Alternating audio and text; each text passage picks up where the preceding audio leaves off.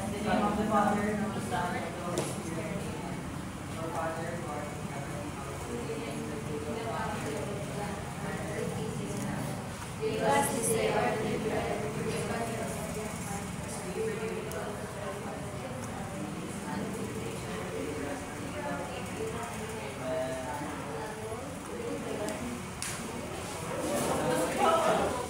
So, good morning, everyone.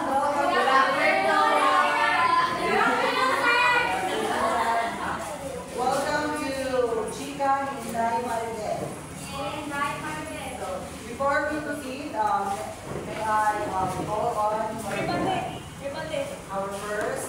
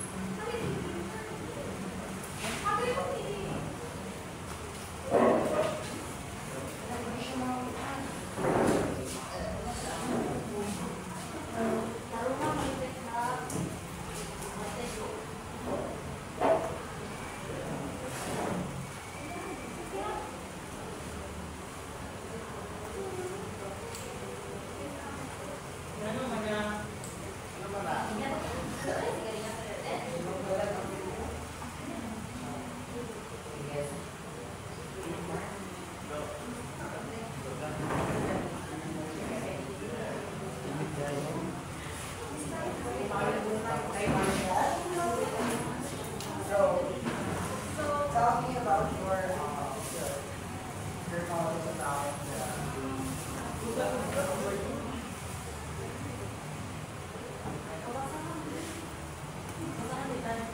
So our topic for today is all about caught in between modern art and contemporary art. Okay, our topic for today is all about caught in between modern art and contemporary art. Okay, that's what it is. So what is modern art? So please read everyone. Period that began in the 1880s and lasted until 1960s. What is modern art? Period that began in the 1880s and lasted until 1960s. Focused on surrealism rather than depicted life as perceived by the church or influential in society. Denotes the styles and philosophy of the art produced during that era. The devotion of the artist to a strict narrative was often illustrated in their figurative works. Artists were committed to developing a language of their own original but representative style, and it aims to find a pure idea of art. So a modern art like is constructed sa 1850s and then eventually around the 1960s. Then modern art is focused more on imagination and dreams than on religious or societal topics. So it includes the styles and ideas used in art during that time. Artists often told stories through their art, showing their own style. Each artist tried to create a unique way of expressing themselves. The goal was to show the pure idea or feeling behind the art. So an artist's eye is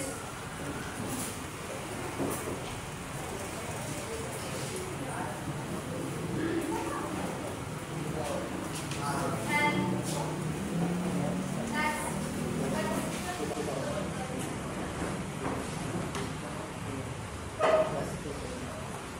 See,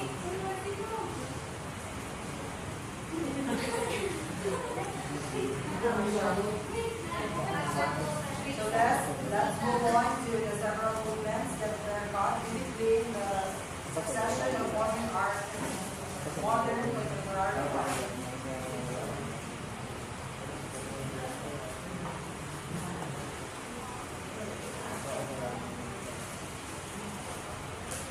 So, dahil ko ipakita ninyo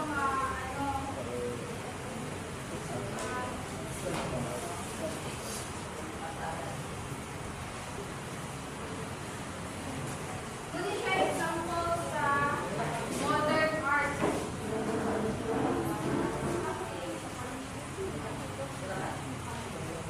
Then next is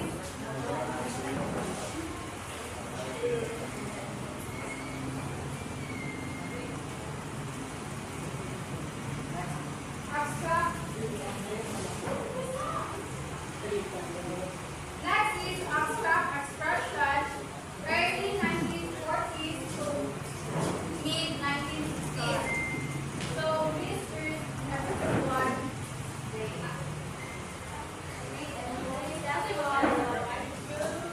Basic tenets of abstraction.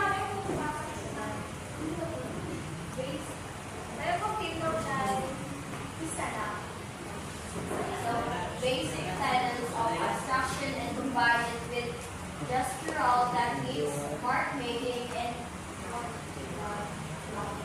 drawing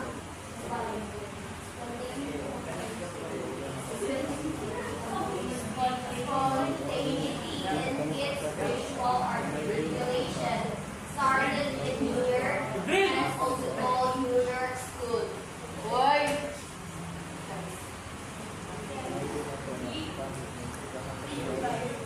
So, ang abstract expressionism di art is combine abstract art with free, energetic brush, strokes, and art.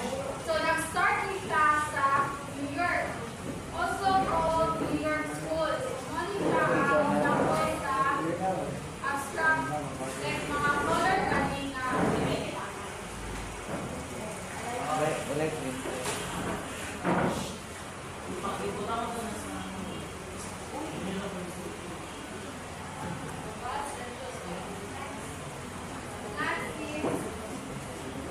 so, katapos ang utakuan, modern o abstract. Kasi na ko idea na sorry na.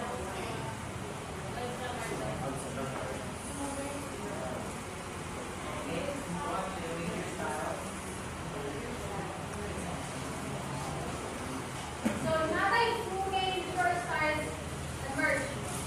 So, one is action painting. So, action painting is the painting shows the artist's movements like grips and brush strokes made while painting. So, Nabalik na po, ma'am. no. Baka na boss,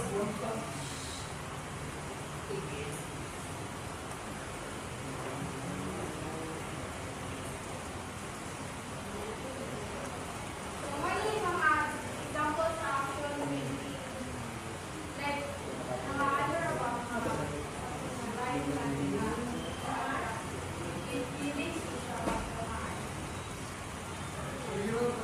emotion and feelings pag mga and then, ang dalawa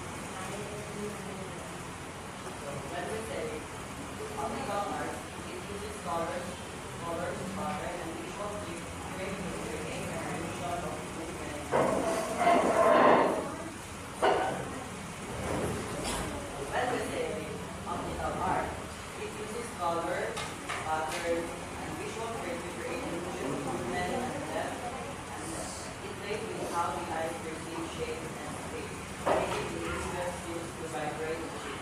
This gave the artwork a sense of motion and dynamic.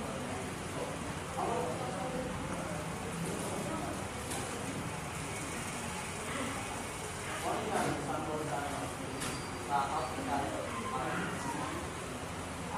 Pagkataon niyo sa picture na sa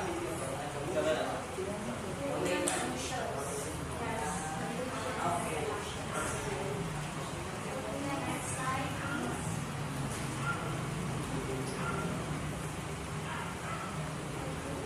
Kinetic art is redundant. So kinetic art is the harnessing the current and direction of the wind predominantly structural moves where movements and even water drives machine. Example of how art and technology can be brought together. So when we say kinetic art, it is a form of art that involves the real movement, often using winds, motors, or machines. It includes mobile and sculpture that move, showing a blend of art and technology.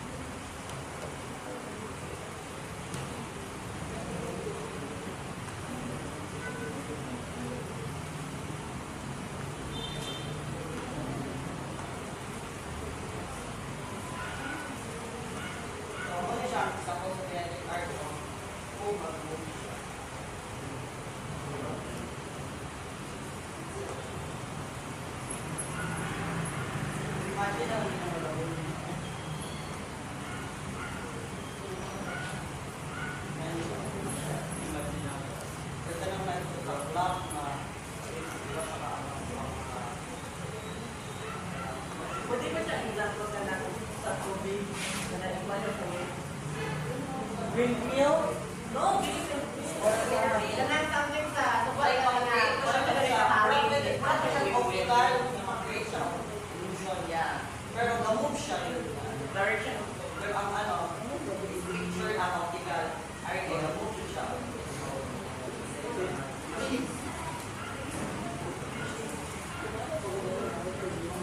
Next slide, please.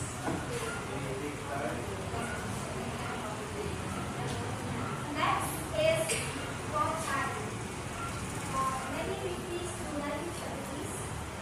Revo Basa and John.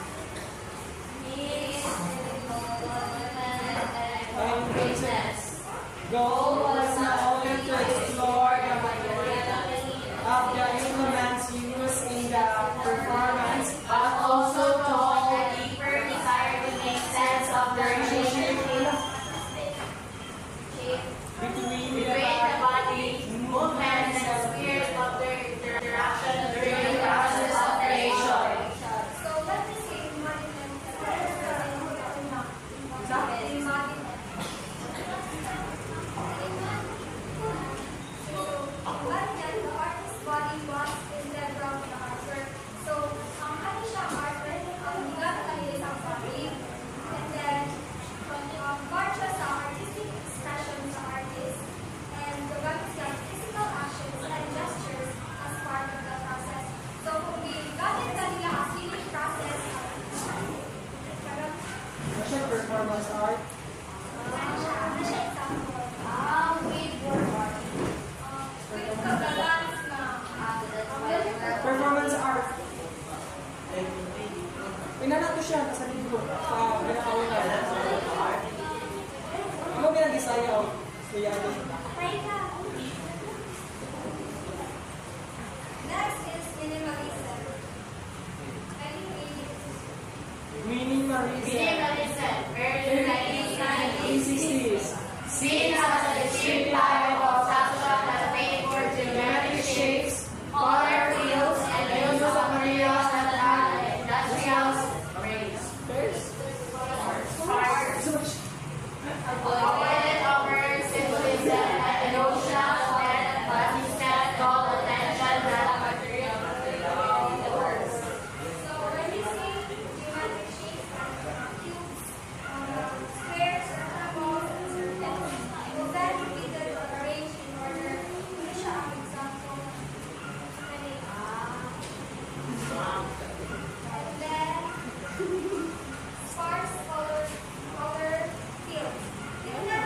colors, neutral colors are single dominant color.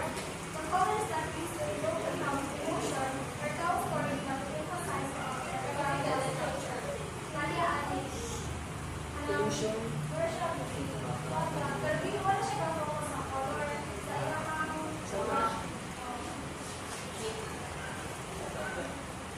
next is pop art. Pop art, 1950s. Their inspiration sources making material from commercial culture, making one of the most identifiable and relatable movements in art history. They cared to humanity's designs and made for masses. So, when we say commercial culture, pop art is good to advertising, comic books, mass media, and consumer products for innovation. Some example is oh, Jeff, what do you do ba? So, mga comics pa ang kailangan natin kadalasan sa pop art. And the film embraces multiple and conflicting perspectives. Next is postmodernism. Postmodernism. 1970s. Most pertinent movement that solidified the movement of contemporary art, included conceptual art, neo-expressionism, feminist art.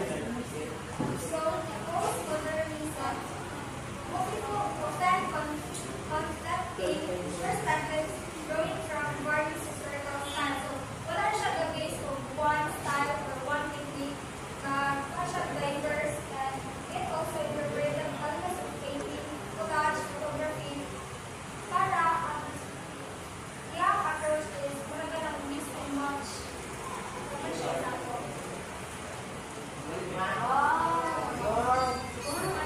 Magpa-activity mo. Na may paper. Bisa mo sa mga paper. Yeah. Para. Vanishing. Pag-group na mo. Street. Dali sa street. Kadalay na.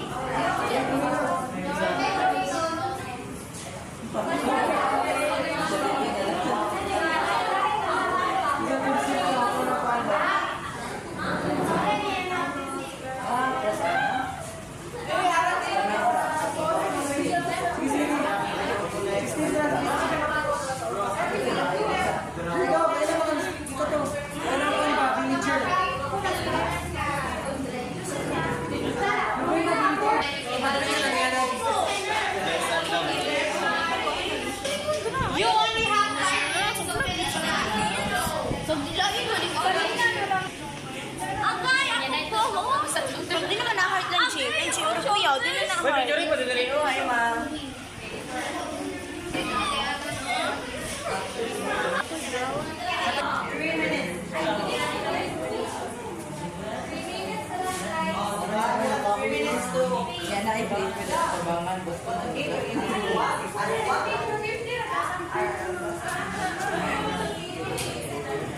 Group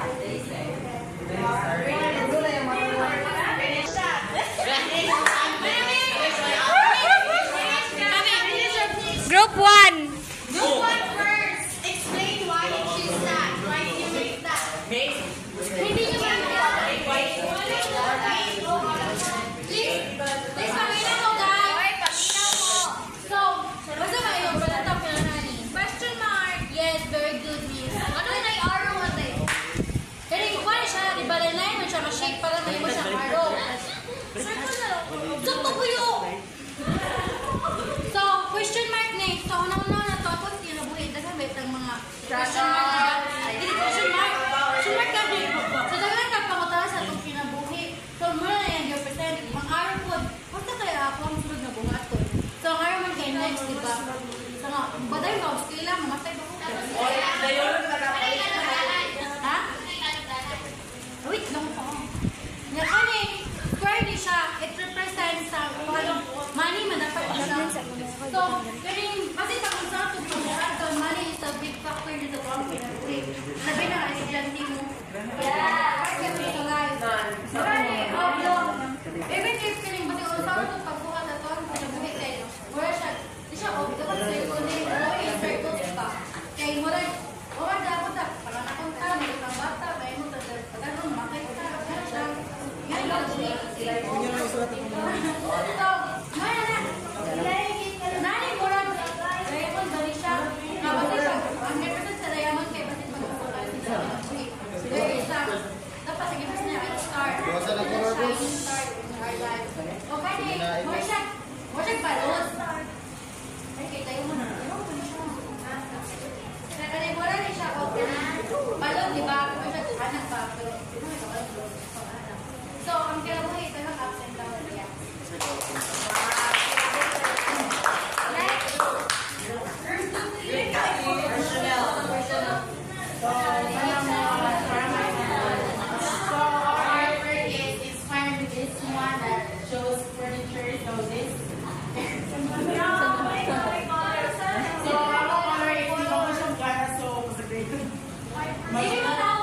Imagine na rin yung forward. So this is a bookshelf and that we design and it is not only serving you artwork scene but also functionality with the different shapes and we have here the right triangle, the leading siya and the rays of sun. Yes, thank you.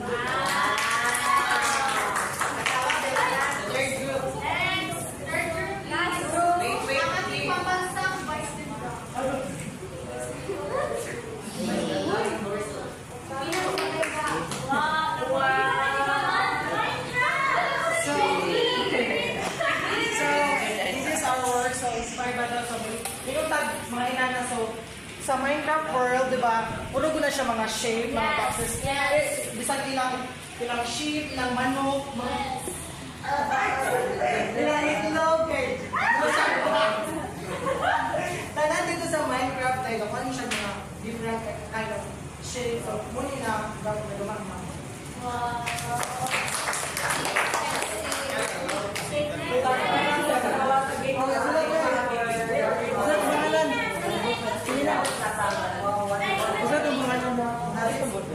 That's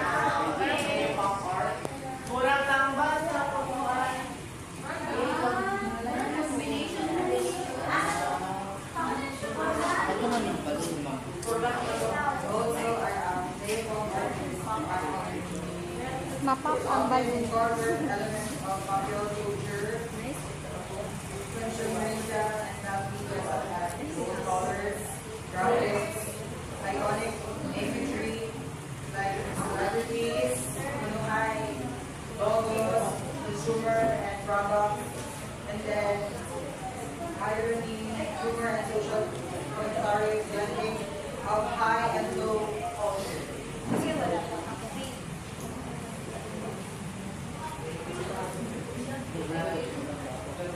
Second one is the photorealism. An attractive film is made without asserting our personal style. Drawings and paintings are so marketed their position. Arts to like is photo without a direct reference to the artist. Chalk goes their heart.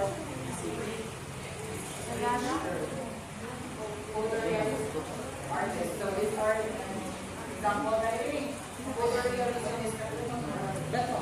Magkano yung pero arte.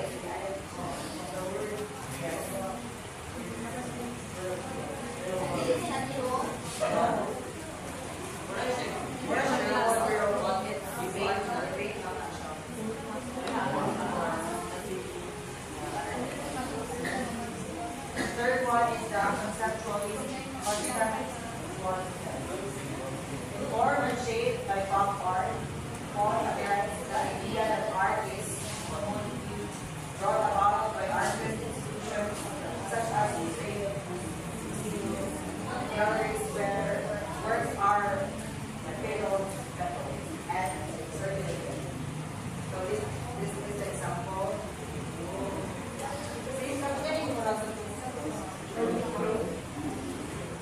Kasama siya ang dapat sa pagsasabi.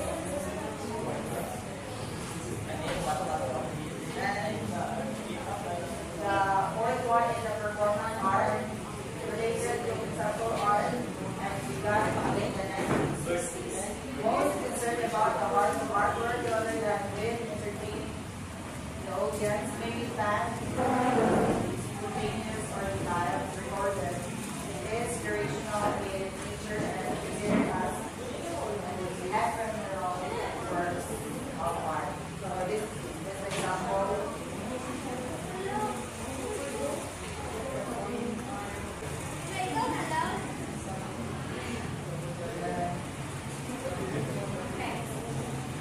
Before we go to our next topic,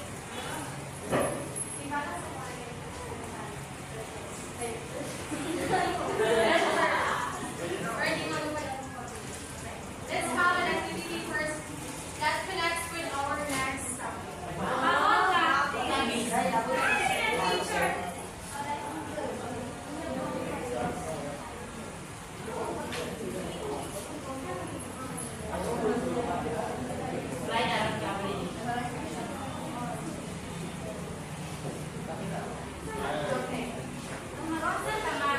you have the three groups, right? Yes, right. Yes. Okay. Group 1. What is your favorite number? Start with 9. 1 is 6. Okay. Please choose a card. Everyone must choose a card. Yes. Group 2, what is your favorite number? 9. Okay, everyone must choose a card. And group 3, what is your favorite number? 9. Choose. Choose. However, case the 4 for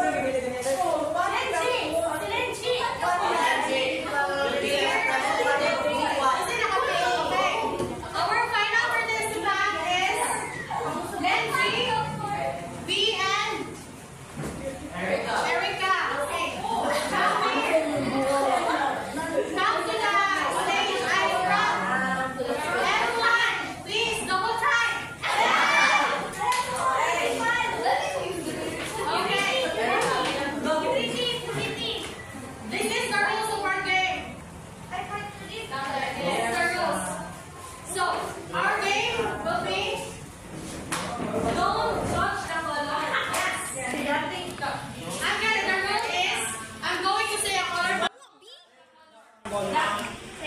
Color of the paper.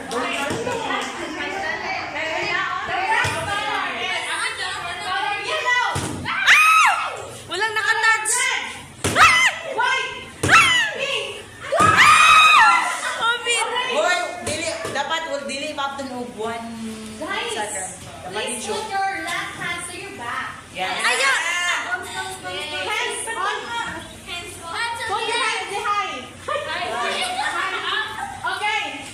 First, the color is orange. Ay, what if? What if Tona na yung sinasabi? Oh, nanay na lang scholar. The first one, Ayaw. I'm going to say, if ma... Pink! One point for Leggy. Hindi, paminawa ko sa Leggy and Mana ron, ana siya. example. 1 point na may. Red! ay wait lang. Hansa, ulo na Dali. Kung isang makauna sa display niya nga. Color. Ako ang mga point. Matapi naman. 10. Okay. Oh, sorry, zero. Wala talaga. Wala. The first color is Dahil paminawa. color orange! Group 3, and you go.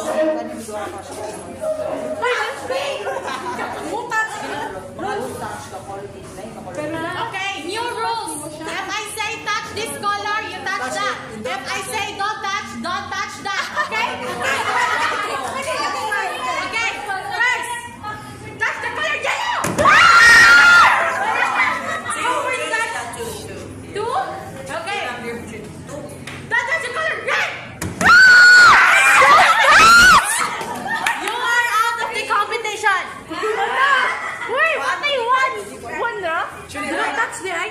Touch the color white. Wala, nag-iisi. Group 3 will get the 1 point. It's okay. Kaya na tayo, you try. Touch the color.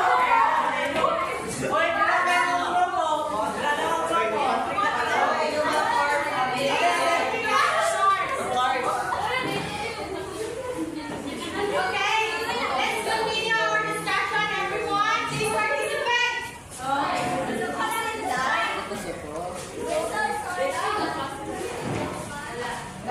Under the color art movement is installation art. It's a kind of immersive art. When we say immersive, we are in that room.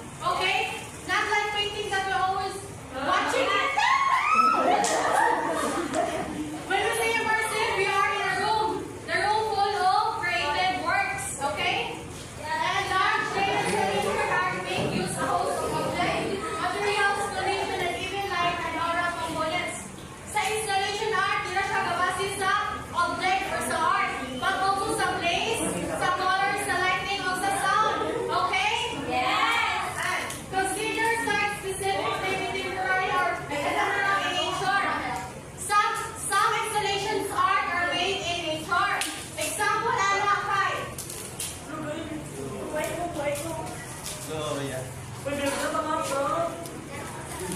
I didn't have the example pala, sorry. And I say, when you make a puzzle, it's an art, right? And it's not permanent, it's temporary, kahit haginan or mabugang tubig, malanay. That is installation art. But installation art, you're in a room full of objects.